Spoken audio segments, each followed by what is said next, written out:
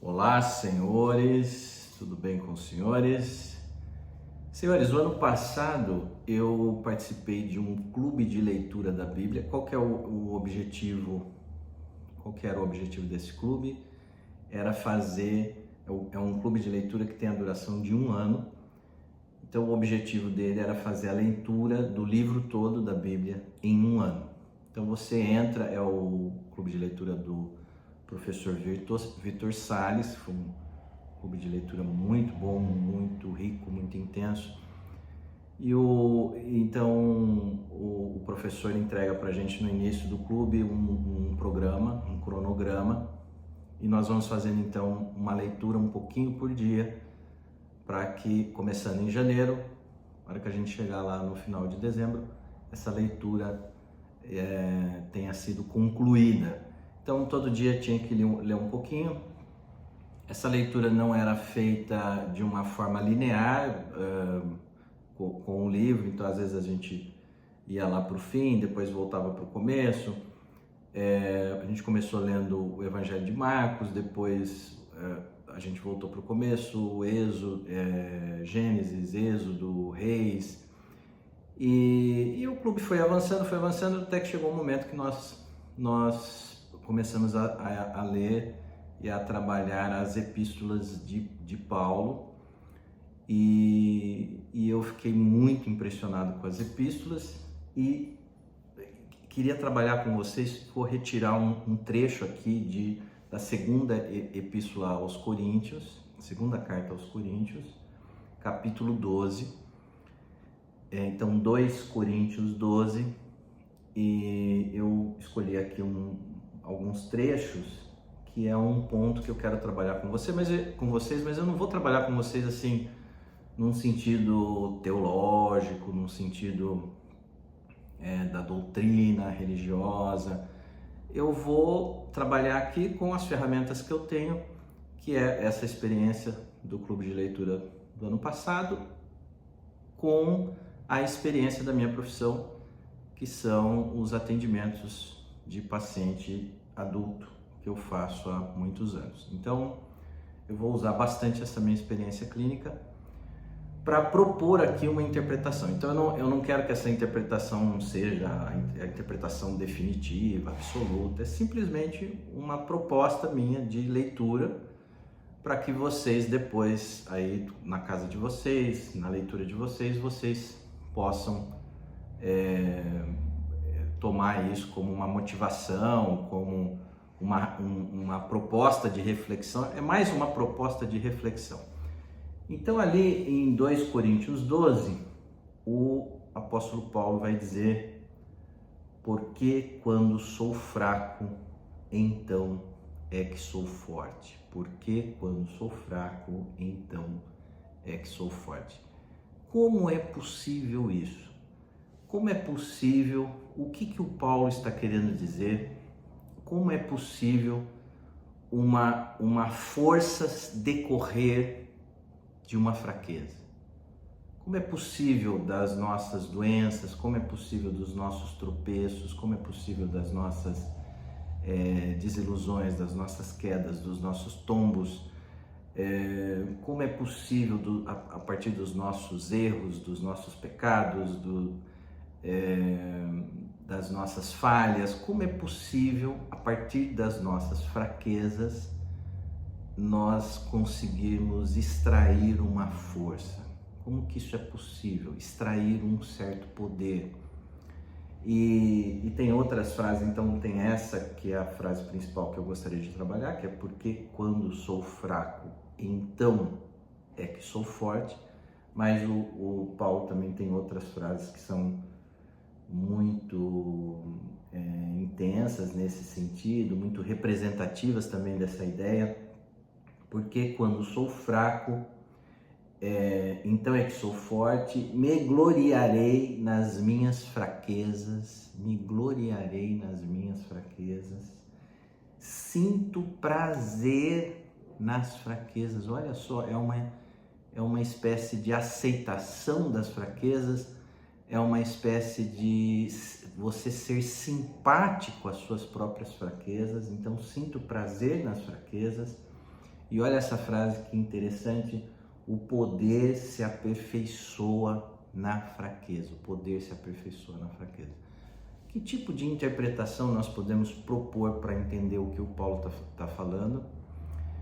Então a minha proposta é a seguinte, de que como é possível, porque quando sou fraco, então é que sou forte. Como é possível essa frase? Essa frase é possível se a gente pensar que esse ser fraco é tomar consciência das nossas fraquezas. Quando eu tomo consciência das minhas fraquezas, algo se opera dentro de mim, algo acontece dentro de mim, algo se transforma dentro de mim e que eu passo, a partir da consciência das minhas fraquezas, eu passo a viver um processo de fortalecimento. Então é a consciência das minhas fraquezas, ou seja, é através da aceitação das minhas fraquezas, é reconhecendo as minhas fraquezas, reconhecendo os meus erros, reconhecendo as minhas falhas, reconhecendo meus problemas, minhas dificuldades, que eu vou me fortalecer. Olha que interessante isso. Nós acreditamos que é o contrário. Quanto menos eu entrar em contato com as minhas fraquezas, quanto menos eu tiver consciência das minhas fraquezas, quanto mais eu me apresentar forte, quanto mais eu me apresentar perfeito, impecável. Nós vivemos hoje numa época narcisista, dentro de uma sociedade narcisista.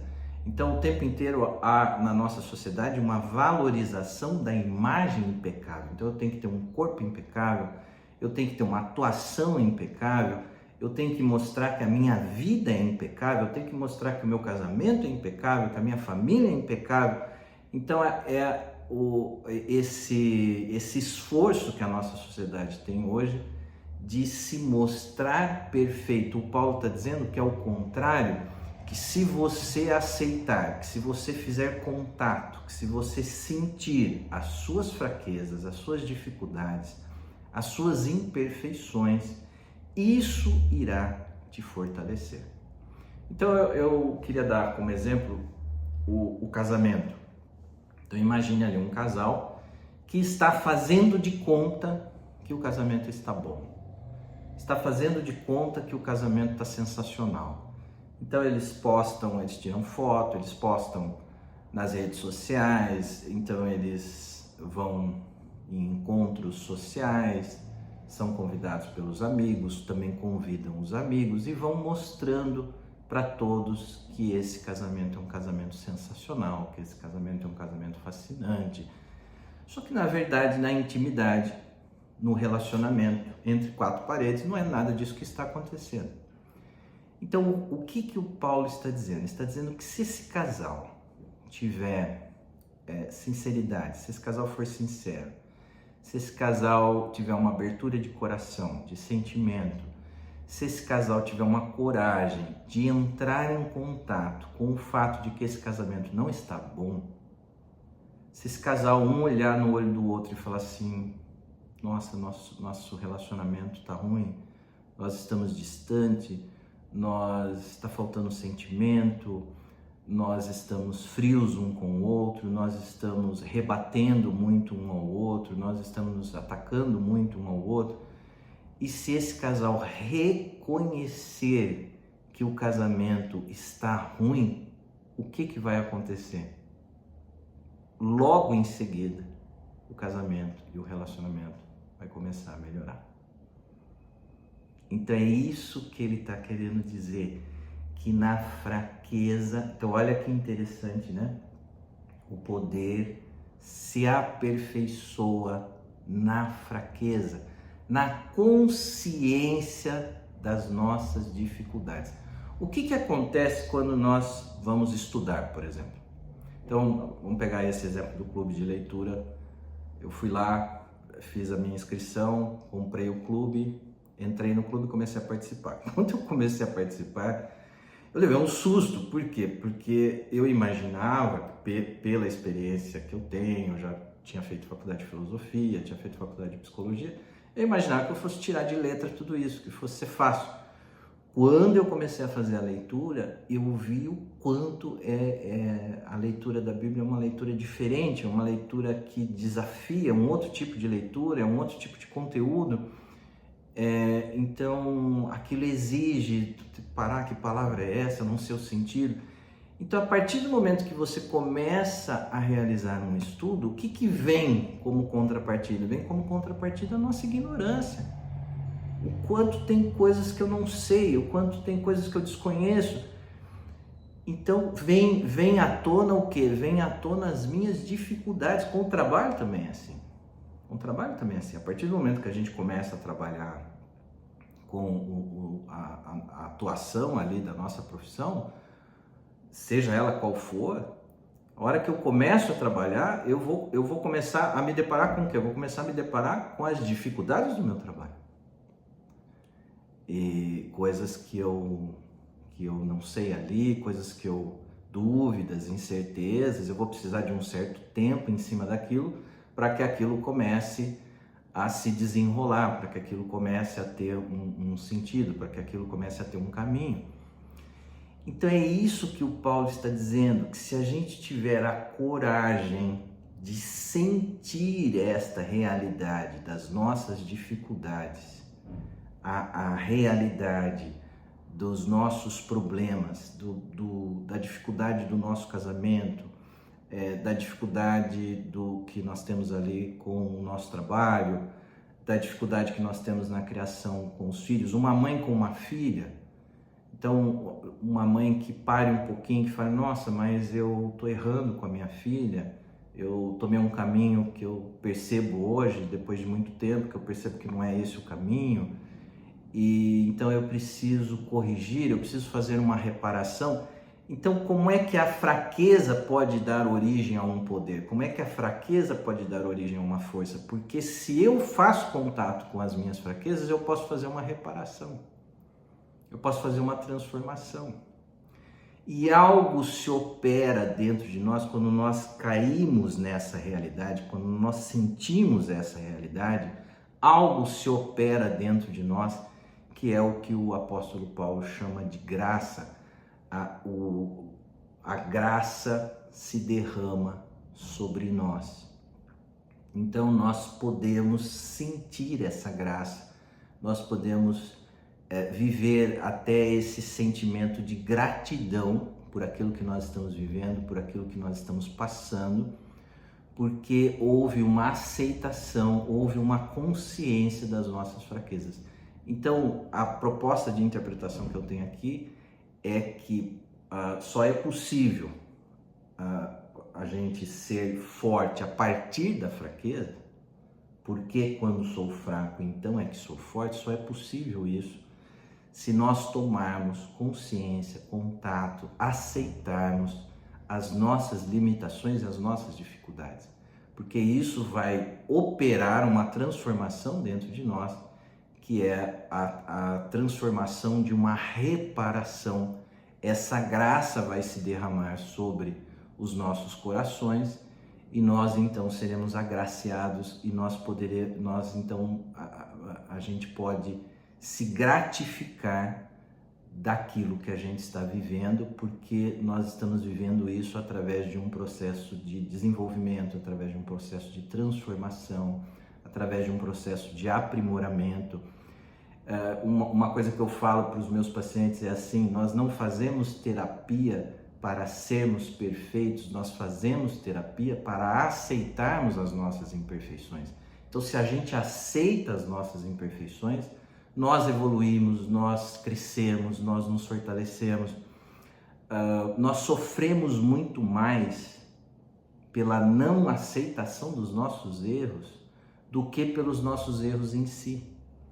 O nosso maior sofrimento é porque nós não aceitamos errar. Então, o que o apóstolo Paulo está dizendo é assim: aceite os seus erros, conheça os seus erros, e para que você passe a errar menos. Então significa que eu não vou mais errar? Não, você vai continuar errando, mas você vai errar menos. E o conhecimento dos seus erros vai permitir um desenvolvimento, vai permitir uma evolução, vai permitir um aprimoramento. Então é essa a interpretação que eu proponho aqui para essa questão, porque quando sou fraco, então é que sou forte. Esse tipo de visão é uma visão daquilo que o Paulo chama do homem interior. Então o homem que consegue reconhecer o valor dessa fraqueza, o homem que consegue ser simpático a essa fraqueza é o homem interior, é o homem que abre o seu coração, é um homem que tira as suas máscaras, é um homem que faz esse despojamento dessa imagem impecável que quer colocar para os outros. A sociedade tem que me ver como perfeito, a sociedade tem que me ver como impecável. Então é o homem que aceita essa fraqueza. Eu não sou perfeito, eu tenho falhas, eu tenho imperfeições. É este homem que é o homem interior, diferente desse homem exterior, que é o homem que quer construir essas máscaras, que quer construir essas ilusões, que quer mostrar para os outros o que ele não é. O que o Paulo está dizendo é que se nós fizermos esse exercício de humildade, isso irá nos fortalecer. Tem uma outra frase que eu acho de uma riqueza muito grande, que ele diz assim, isso está no capítulo 4 da segunda epístola aos Coríntios. Ele diz assim: temos, porém, esse tesouro em vasos de barro. Temos, porém, esse tesouro em vasos de barro, para que a excelência do poder seja de Deus e não de nós. Olha que bonita essa frase. Temos, porém, esse tesouro em vasos de barro, para que a excelência do poder seja de Deus e não de nós.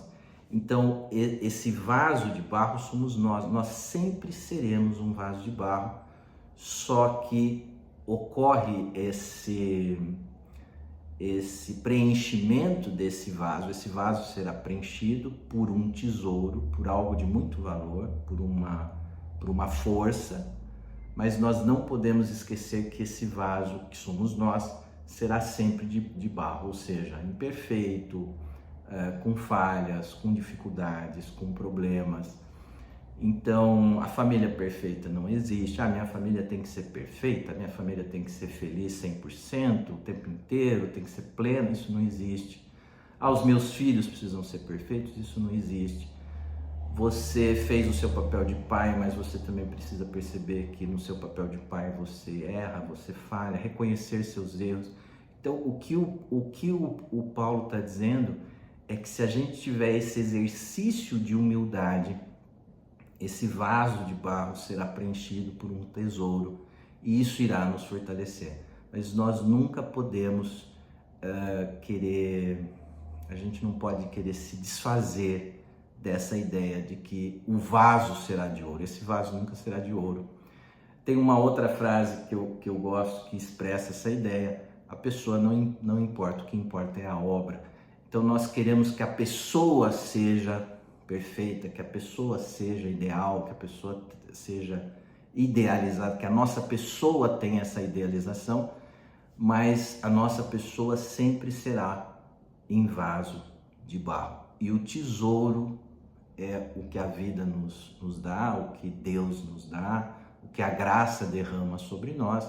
Então, se a gente aceita que o nosso vaso é de barro, nós podemos então nos abastecer desse tesouro, nos gratificar com ele, usufruir e desfrutar disso tudo que a vida e que Deus nos dá.